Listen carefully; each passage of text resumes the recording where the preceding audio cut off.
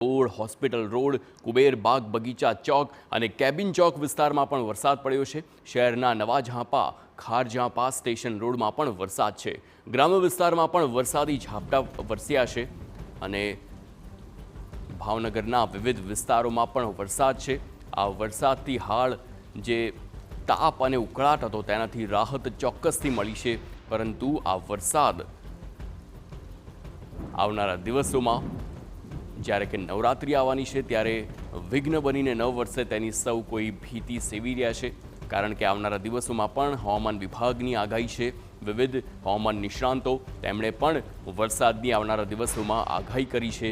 વરસાદનો આ સિઝનનો અંતિમ રાઉન્ડ છે અને આ અંતિમ રાઉન્ડમાં મેઘરાજા કેવી રીતે વરસે છે તેની પર સૌ કોઈની નજર છે, કારણ કે જો અતિ ભારે વરસાદ વરસ્યો તો અતિવૃષ્ટિની પણ આગાહી સેવવામાં આવી રહી છે।